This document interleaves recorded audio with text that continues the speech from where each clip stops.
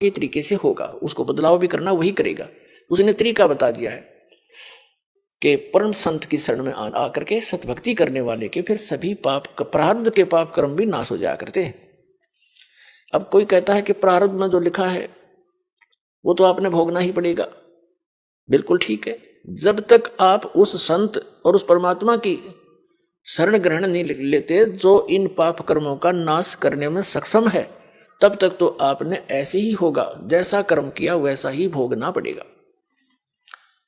अब जैसे हम भक्ति किस लिए करते हैं, आपत्ति आई उसके निवारण के लिए चलते हैं कि निवारण हो इसका, और किसके पास जाते हैं, साधु संतों के पास जाते हैं, तो वो फिर तरीके भी बताते हैं, ऐसे होने से ऐसे हो जाएगा। जब नहीं होता है तो कह देते हैं कि तेरे भाग्य में है भाई, तो भोगना ही पड़ेगा। पुण्यात्माओं, जो भाग में दुख होना है और वो भोगना ही पड़ेगा, फिर भक्ति की क्या आवश्यकता रहेगी, तो नास्तिक हो जाएंगे कुछ दिनों में। एक व्यक्ति कह रहा था, एक भक्त था, हमारे गुरुदेव का भक्त था, और उसने दीक्षा ले ली। वैसे तो नहीं लेता, वो नास्तिक टाइप हो रहा था। फिर किसी से उसने हाथ दिखा लिया, अपने जो जंतर मंत्र ये ज्योतिष वाले होते हैं, पामिस्ट, उसने बताया कि तेरी आयु 27 वर्ष की है, उसके बाद जीवन शेष नहीं तेरा। उसको चिंता बनी, क्योंकि जब तक मृत्यु ना दिखे इंसान ने तब तक यू अंडी पा क्या अंडा है, फिर नहीं समझता किसी ने। और जब इसको यूं पता लग जाए तेरी मृत्यु होगी, फिर इसकी घिघी बन जाती है। उसने सोचा कहीं इसने गलत बता दिया हो, और दूसरा बढ़िया पामिस्ट पूछा किसी से, उसने बताया कि वो फलाने उसमें रहता है, इतने रुपए लेता है, और बिल्कुल 100 की 100 सच आपके अंक बता देगा किस्मत के। वहां गया, उसने भी जाते ही बताया तेरी आयु 27 वर्ष की है। अब चिंता का ठिकाना तो नहीं रहा, लेकिन फिर भी सोचा और पूछूं, 3-4 से उसका कहता मैंने पूछा, और सब ने एक फाइनल कर दिया। और उसमें उम्र थी उसकी सारी 23-24 वर्ष की। तो उसने चिंता खाने लगी, घर वालों को बतावा नहीं।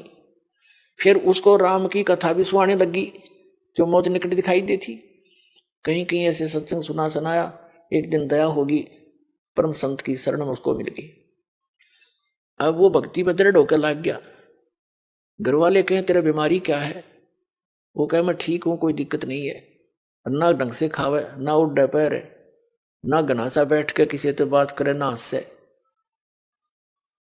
तो उन्होंने सोची, फिर उसकी शादी कहने लगे शादी करते हैं तेरी। बोला मैं शादी ना कराता, विवाह भी नहीं कराया उसने, इस चिंता में 27 साल की उम्र में मैं मर लूंगा, बालकन कौन पालेगा।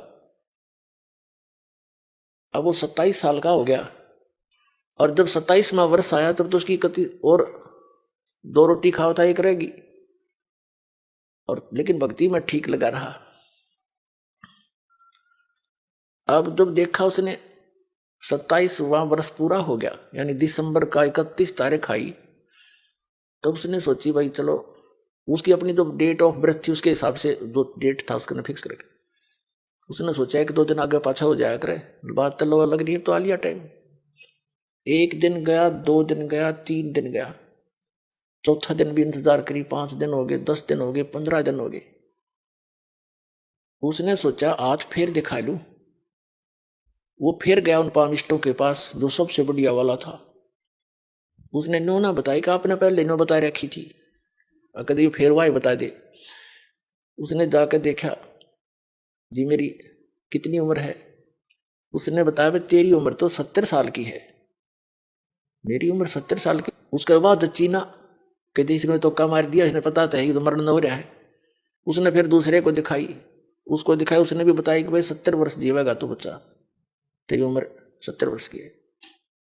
वापस आया, गुरु जी के चरणों में पड़कर बुरी तरह रोए, नो कहे भगवान जिसे सुने थे उसे पाए तुम तक। कबीर भगवान मेरी उम्र 27 वर्ष की थी, खड़ा होकर रो और बतावे।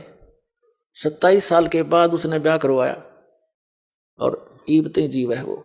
कुछ दिन के बाद नाम छोड़ गया कि होगी 70 साल की, क्या जरूरत से भगवान की, फुटे बाग हमारे। तो पुण्यात्माओं, परमात्मा कहते हैं दुख में सुमन सब करें, सुख में करे ना कोई, और जय सुख में सुमन करे दुख काहे को होए। अब सुख हो गया तो वो भगवान छोड़ गया। तो ऐसे भी निकम्मे हैं हम इन दुखों के योग्य हैं, लेकिन समर्थ ही होता है।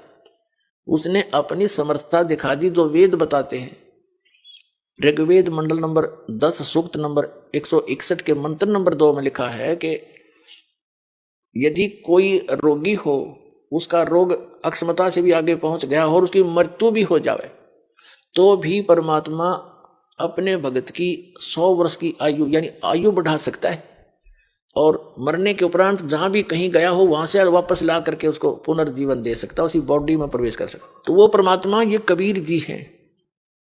तो कहते मासा घटे न तिल बधे, विद ना लिखे जो लेख, और सच्चा सतगुरु मेट कर ऊपर मारे मेख। अब मेख मार दी उसकी, परमात्मा ने बढ़ाकर उसकी खत्म कर दिया कि नहीं मरेगा। और ये है समर्थ की शक्ति। लेकिन हम सत्संग के अभाव से फिर विचलित हो जाते हैं। उसने अपना फिर जीवन नाश कर लिया मूर्ख ने। वो फिर हमारे गांव में ब्याह गया था, 27 साल का हो रहा था, और हमने उसका खूब याद है ये बातें। तो पुण्यात्माओं, आपका सौभाग्य, आपने ये वचन भी सुनने को मिल रहे हैं। न काल तो आपके कान के छींट भी ना लगने देश ज्ञान की। कोई कितना फंसा रखा है, कोई कितना उलझा रखा है, कोई वैष्णो देवी पजा बेचारे इतने पहाड़ों पर चढ़ जाते हैं, कोई सालासर जा रहा है, कोई बालाजी जा रहा है, कोई मंदिर मस्जिद गुरुद्वारों में ही अपना भक्ति का आधार बनाकर जा रहा है। ये सब काल के द्वारा भ्रमित कर दिए। अब ये ज्ञान शुरू किया परमात्मा ने, और जो यहाँ आएगा उसका कल्याण अवश्य होगा, और उसके ये सुख अवश्य मिलेंगे उनको। सर नमस्कार। नमस्कार जी। सर क्या नाम है आपका? मेरा नाम रूपराम धीमान। सर कहाँ से आए हो आप? मैं हिमाचल प्रदेश शिमला का रहने वाला हूँ जी। सर संत रामपाल जी महाराज जी के अनुयायियों से हम मिलते रहते हैं। वो बताते हैं कि उनको बहुत सारे लाभ मिले हैं, शारीरिक, मानसिक, आध्यात्मिक। आपको संत रामपाल जी महाराज जी से नाम दीक्षा लेने के बाद क्या लाभ मिले?